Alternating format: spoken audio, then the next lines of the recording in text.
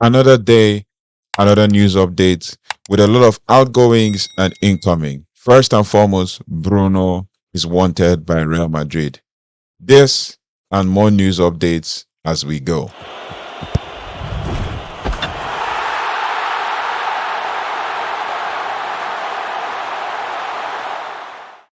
You're welcome to United Talks podcast. Please do like, share, subscribe, and hit the notification bell so you don't have to miss anything as it relates to Manchester United. And today we have a fully loaded episode at United Talks podcast today.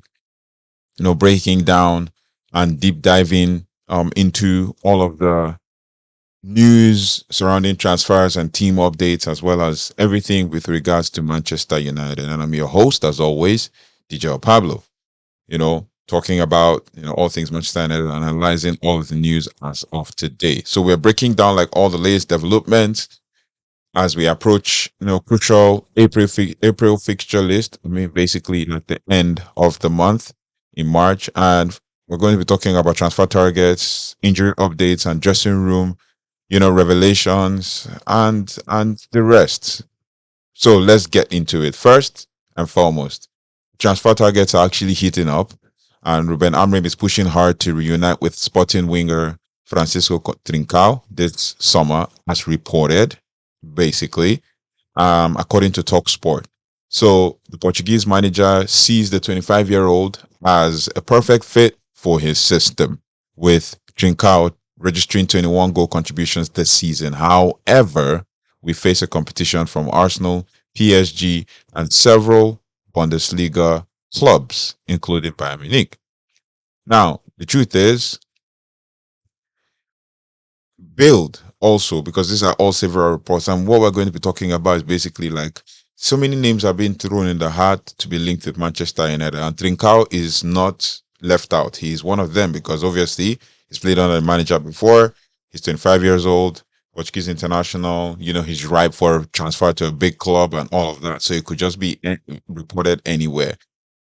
Like, it's really crazy, right? But we have to just basically just um give you all of the reports that we can to kind of break it down and then give our own thoughts. For me, until I see it reported by the top journalist, I'll only say if we got the Portuguese winger who will probably play as a wing back or probably as one of the 210s, then it will be good. But then it is what it is as regards to transfers, because like I said, so many names are thrown in the hat when it comes to Manchester United, and we have issues with funds, and until we sell, we cannot buy.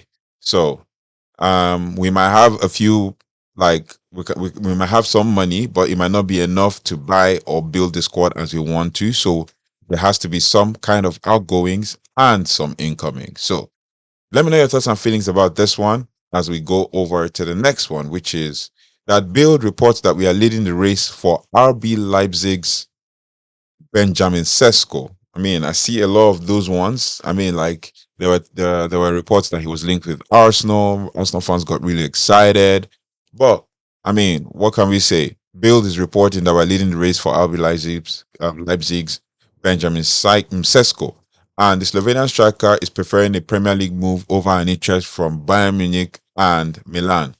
But Team Talk also claims that we're pursuing Sesko's teammates, Xavi Simons, which I talked about, Xavi Simons or Simmons, as the case may be, which I talked about like a few days ago. Although Leipzig will demand at least 80 million, and I gave my opinion saying, you know what, we don't need him, right, for the Dutch midfielder. So, let me know your thoughts and feelings about this one. I mean, what do you think? Do you think Man United should go in for the player, or we should just, look for other options, right? And then in striker news, the Mirror reveals that Frankfurt's Hugo Ekitike, tried Frankfurt Hugo Ekitike, prefers United over other suitors as a boyhood Man United fan. I mean, this one now starts to heat up because obviously he said that he is a boyhood Man United fan. So basically, it will heat up. Rumors will just, blow up.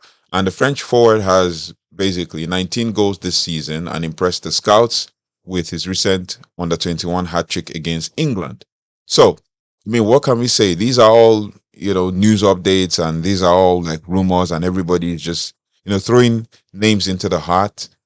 Basically, Man United are always going to be interested, but it is what it is. We have to build upon this now with Lisandro Martinez, which is the next part of our news that we're going to bring to you, is with regards to defensive decisions, right? This season, and it still has to do with incomings as well, right? With Lisandro Martinez out for a long term, he was injured in January, and it's an ACL injury, so he's going to be back in a year. And before he gets back to full fitness, it'll be February 2026. So the people's person argues that Ruben Amorim should commit to a youthful back three of Aiden Heaven, Matthias de Ligt, and Lenny Yoro. So Eddie Heaven is 18, Matthias de Ligt is 25, and Lenny Yoro is 19. So with what I am seeing, basically, the people's person is actually saying that de Ligt plays center, Aiden Heaven plays on the left side of the back three, and Lenny Yoro plays on the right side of the back three for the season's remainder, right? Now, the data shows that the trio considered just 1.2 goals per game when starting together, compared to a 1.8 with more experienced pairings. I mean, it is very valid, this argument, basically. This argument is very valid for Man United. But then, if you look at it, Euro and Heaven haven't really, really played together with Matthias de Ligt. So, like, there's not been so many games, or there's not so much of a sample size, you know. Harry Maguire and Victor Lindelof may provide rotation options, but the case for building around our young defensive core is compelling. I mean, I can see the point in trying to build this defensive core, because this is kind of like the defense for the future, with Matthias de Ligt, the more experienced head, and then Lenny Yoro, already experienced playing first team football for for Lille, and then we have Aiden Heaven, who's just coming. So it's more like a mix of the highest level of experience with the league playing for big clubs, and then Lenny Yoro, mid-level kind of experience, even though he's only 19, and then Aiden Heaven, who is just 18. So they can really grow together. And I saw a picture of Man United players, especially current youngsters, in 5 years' time. So basically, by 2030, Matthias de Ligt will be 30 years. By 2030, Aiden Heaven will be 22, right? 23, or about 23 years. And then by 2030, Lenny Euro will be 24 years. So they will still be really, really young, with de Ligt more like an older head if he's staying in at Man United. But de Ligt coming to the peak of his powers when it comes to his career trajectory, and then Aiden Heaven and Lenny Euro learning off of him. That is not bad. That's one side of the argument. But the other side of the argument is that, in truth, they need to play as many games together as possible, but they also need that experience of Harry Maguire, in the squad. And then Luke Shaw's imminent return from injury could also provide a boost, although his long-term future remains uncertain. And I'm pretty sure that Man United fans have given up on Luke Shaw, seeing as Bruno Fernandes, who just came to Man United, has surpassed Luke Shaw, who just came to Man United 5 years ago, has surpassed Luke Shaw in number of appearances for the club. So I'm believing that most Man United fans have given up on the idea of Luke Shaw being, a Man United player for the foreseeable future. So let me know your thoughts and feelings about this one as we move on to the exit rumors. Don't forget to like, share, and comment, and subscribe as well. And then we can build on this. So now the Daily Star drops a bombshell. This is with shocking exit rumors that Real Madrid preparing a 90 million bid for Bruno Fernandes as Luka Modric's successor. Now, while the 30-year-old remains a crucial part of United with 16 goals and 16 assists this season, the lure of Real Madrid could test his loyalty. I mean, what do you think about this one? Real Madrid wants Bruno, and if Real Madrid go for someone, they will get him. And Bruno has a lot to offer. I mean, Modric is 38, 39. Bruno is 30. So I don't see, it's not bad if he goes to um if he goes to Real Madrid.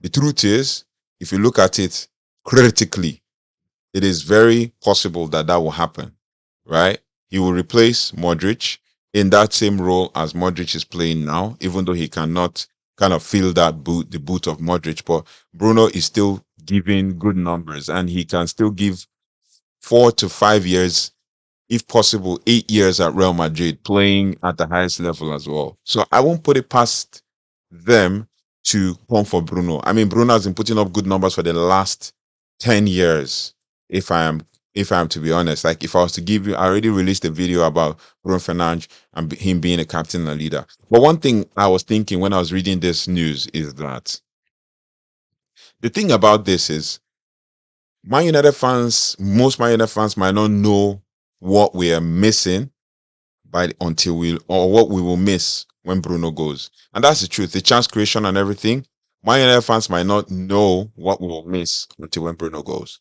Now, the thing is, if you see, if you look at the stats, if you look at the stats, you look at the the chance creation, you look at the you know, like basically the eye test, you see that Bruno has carried this team on his back for many years. Even when he was coming to his peak, he came to the club and spent donkey years, 5 years, and within that 5 years, only threw two trophies to show for it. And then now Real Madrid are coming in for him. It just goes, if Real Madrid is coming for you, it goes to show that you're a top player. I mean, he's been doing this for the last 10 years since he was 20. I mean, I watched Bruno Fernandes when he was still at Sporting and playing for Portugal and on all of that. He used to wear the number 18 until started wearing the number 8 and all of that. And then now started wearing the number 18 for Man United. So the truth is, we need to value this player, or we need to now start to recognize the value of Bruno to this team. I've seen a lot of big creators on YouTube saying things like Bruno is a net negative. That was the new trend in Ten Hag's era, especially during the beginning part of this season and towards the end of last season. We had big creators. I'm not going to mention their names. They said Bruno is a net negative. Take Bruno out the team and we perform well. Now I'm not hearing them say stuff like that. When Roy Keane was criticizing Bruno, most of these guys didn't say a lot, to defend him. Now they are now we're going to now be missing a player like Bruno, who is still with his peak of his powers. And even if he goes to Real Madrid and creates anything close to what he has created this season, he should probably be winning the Champions League with Real Madrid.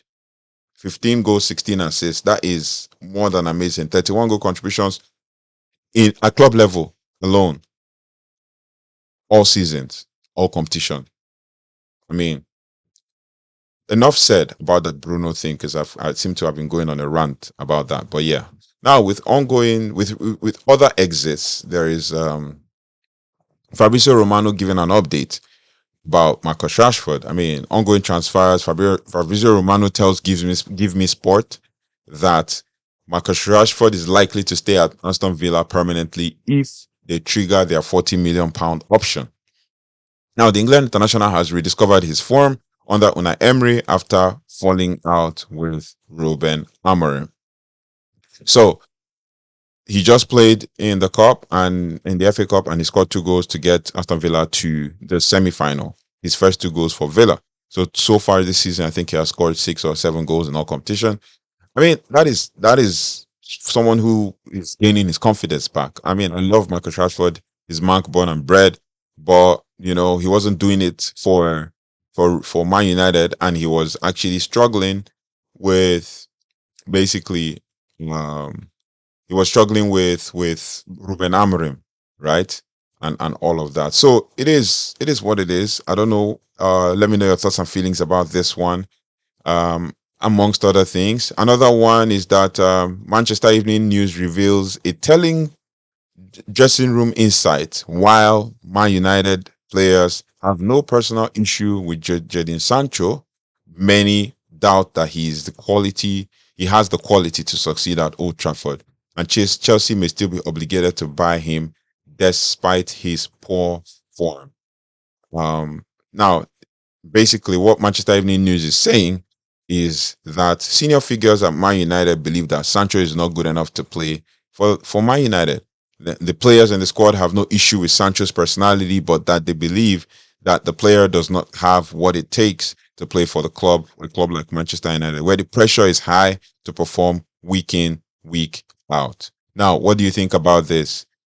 It clearly shows that Sancho has no future at United, and since he does not have the confidence of the players at Man United, it remains to be seen whether Chelsea will move ahead with the permanent signing of the English winger. And I said something yesterday or 2 days ago, stating that Jadon Sancho basically wanted a move to Dortmund, and that fell through. And then now Chelsea wants to sign him only to sell him again. So there is a whole lot going on, with regards to transfers and transfer news and all of that. So I had to bring these ones to you. So let me know what you think about. Let me know what you think about all of this and all of that. So it's basically just the freedom fighter himself isn't doing too well. And I know most fans are really happy about the fact that he's not doing well.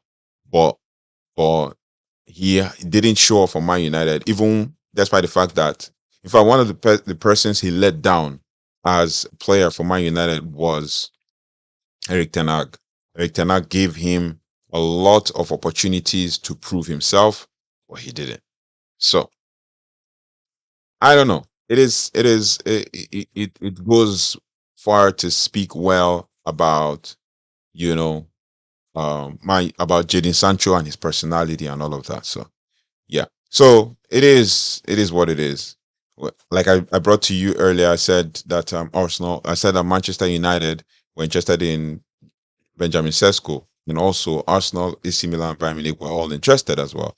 So it is what it is. We're going to just keep building from this. There's a whole lot of news popping off and all of that. Another one has it that Victor Osimhen is open to a move to Manchester United, as he wouldn't be against it and all of that. And just to kind of back that up, I stated that earlier, 2 days ago, that no, actually, just to back this one up, is I watched Victor Osimhen yesterday against Besiktas.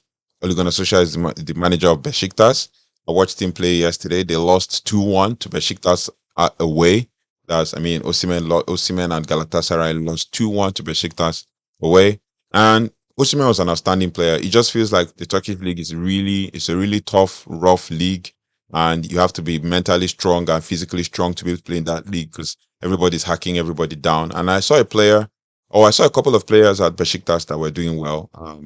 João Mario, there is Masuaku, who used to play in Premier League. João Mario, Portugal, used to play Sporting Lisbon as well. And we have then Victor Osimhen playing for Besiktas. I'm playing for Galatasaray rather. And I saw him as I've seen a lot of reports out there, but I've watched him like all my life for the last. I literally watched him in Nigeria when he was still a 17-year-old, playing against an amateur team and all of that. And he looked way like he played way above his grade, and he's always been a good player. You know, watching for the Nigerian national team, watched him playing friendly at under 20 level and at under 23 level. Watched him play friendlies, a couple of friendlies in Nigeria. And he's an ideal striker, like one who likes to, win his aerial duels and basically create chances for other people. And he likes to have fast paced wingers run or attackers around him. And even for the Nigerian national team in the last game that Nigeria played against, I think it was Zimbabwe. Now he scored. The one against Uganda, he still scored as well. So it's like Rwanda rather, he still scored. Now Osimhen is, 3 goals in 2 games. Osimhen is the kind of striker that you need who poaches in the box. He's an older head now than what we have. Basically, I think he should be 26, 27 than what we have with Rasmus Højlund and co. Now it it is a good idea to see that Victor Osimhen is interested in coming to Man United, but it's all reports. But one positive I can say is that he's the kind of striker that Manchester United needs. Poacher in the box, one who wins his duels.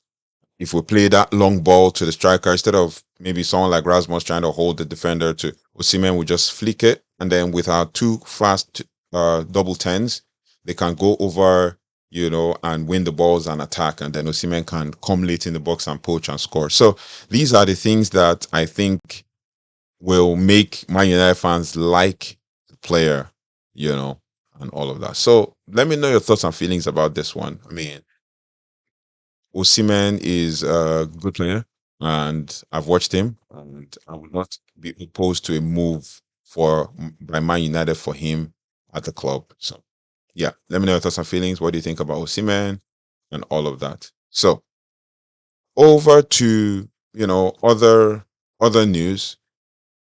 Fabrizio Romano also confirmed that Victor Gyökeres could be available for a reduced price at Man United.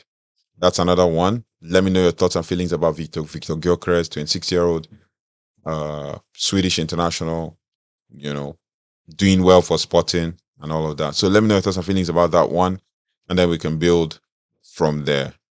Now, AS reports that we're among 6 clubs tracking Espanyol goalkeeper Juan Garcia.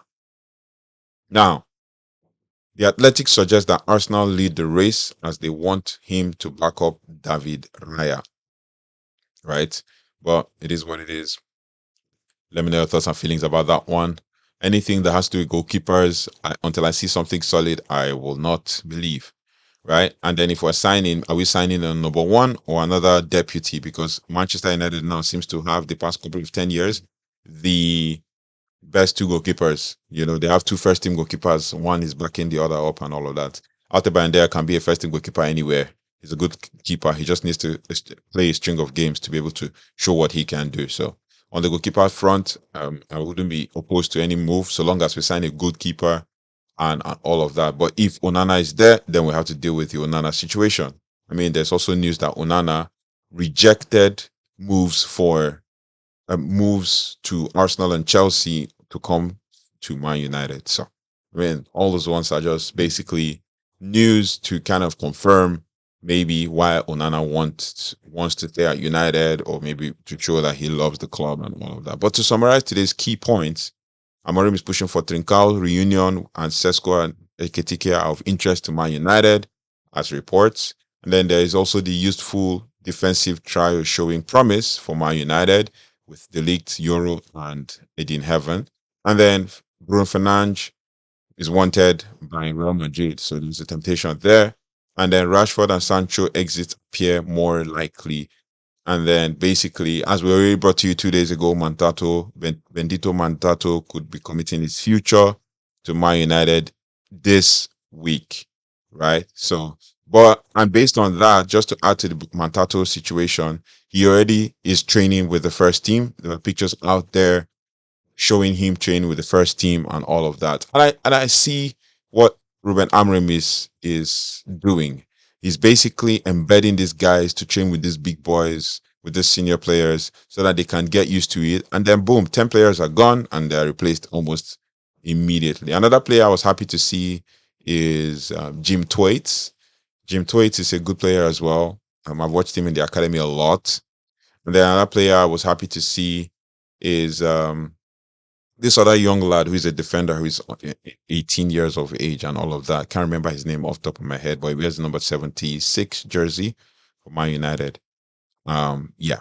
So it was good to see that these guys are training. Godwin Kukonki, Chido Obi, Jim Thwaite, I think Harry Mas as well. And then we have Bendito Mantato. I look forward to even Jadon Camerson, coming into the fray as well, just to kind of give these guys, the senior team players, what to compete, as in a run, more like compete with them and all of that for sports. I mean, I won't put it past them to do that.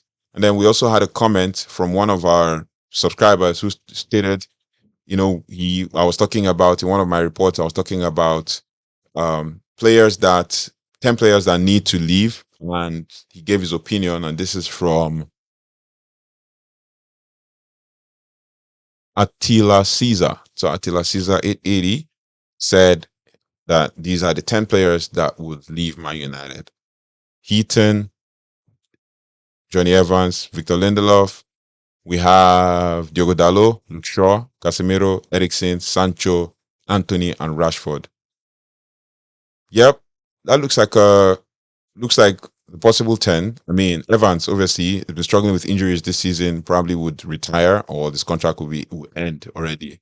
And Lindelof, well, end of the season contract, so they're still in conversations about that. Dalot, I'm not sure what happened with that as well. And then we have Luke Shaw as well might leave at the end of the season, depending on the way things are. Obviously, he's not even getting playing time because of injuries and stuff.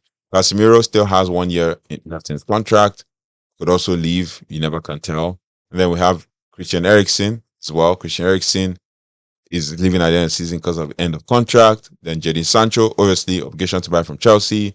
Anthony, I saw in reports, speaking of Anthony, I saw another report that Real Betis could be interested in keeping Anthony after his loan deal as he has impressed and all of that. So Real Betis, even though we might get him for a cut price compared to what we signed him for.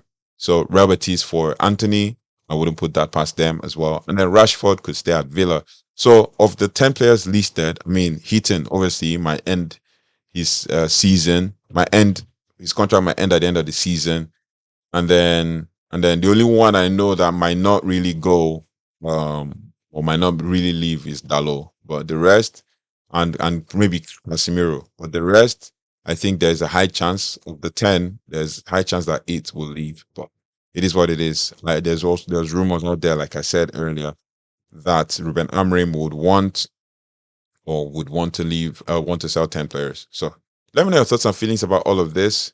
And then we can build from there. We look forward to our game against Nottingham Forest. There's also news that one of the strikers is injured and might not be available for the game. And they just played 120 minutes. So we look forward to that game and we'll see how we preview the game and all of that. But before that, you might see the next one will be the news as of the last 24 hours. This one I'm giving you is the news as of the last 48 hours. But it keeps popping, it keeps moving. So let's keep going and let's keep subscribing, liking, and sharing as we build up to grow this community together. So thank you so much for liking, sharing, and subscribing. And I'll see you on the next one. Take care, goodbye, and God bless.